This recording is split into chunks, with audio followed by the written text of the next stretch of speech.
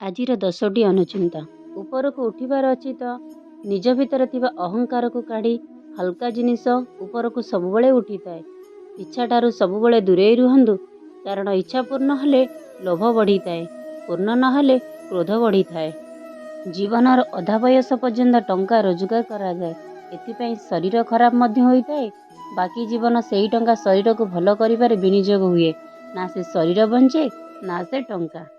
କର୍ମକ୍ଷେତ୍ର ହେଉ ଅଥବା ଋଣ କ୍ଷେତ୍ର, ସେଠାରେ ଯଦି ସମ୍ପର୍କକୁ ମହତ୍ତ୍ୱ ଦିଆଯାଏ ତାହେଲେ ପତନ ସୁନିଶ୍ଚିତ। ସେଥିପାଇଁ କର୍ମକ୍ଷେତ୍ରରେ କେବେ ବି ସମ୍ପର୍କକୁ ମହତ୍ତ୍ୱ ନ ଦେଇ ଦାୟିତ୍ୱ, ଭରସା, ବିଶ୍ୱାସକୁ ମହତ୍ତ୍ୱ ଦେଲେ ହିଁ ନିଜର ସହ ପରିବାର ସମାଜର କଲ୍ୟାଣ ହୋଇଥାଏ।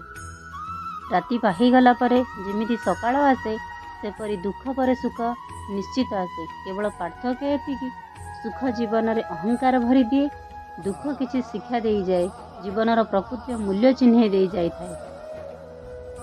ଶ୍ରଦ୍ଧାର ଦୀପଟେ ଜାଳ, ସବୁର ଘୃତ ଦେଇ, ଭକତିର ଭାବ ଜାଗ୍ରତ କର, ପ୍ରେମର ଭାବ ନେଇ। ଗୁରୁଙ୍କ କୃପା ଲାଭ କରି, ତାଙ୍କ ପାଦ ଧୋଇ ଯେତେ କଷ୍ଟ ଦିଏ ପ୍ରଭୁ, ସହିକି ସବୁ ମୁଣ୍ଡ ନୁଆଇଁ। ଯେ ଯଦି ତୁମେ ନିଜେ ଦୁର୍ବଳ ହେଲା ପରେ ହସି ପାରୁଛ, ତେବେ ତୁମକୁ କେହି ଭାଙ୍ଗି ପାରିବେ ନାହିଁ।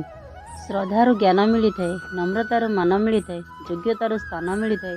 ଆଉ ଯେତେବେଳେ ଏହି ତିନୋଟି ଯାକ ମିଶିଯାଏ, ସେତେବେଳେ ମଣିଷକୁ ସମ୍ମାନ ମିଳିଥାଏ। ଜୟ ଜଗନ୍ନାଥ।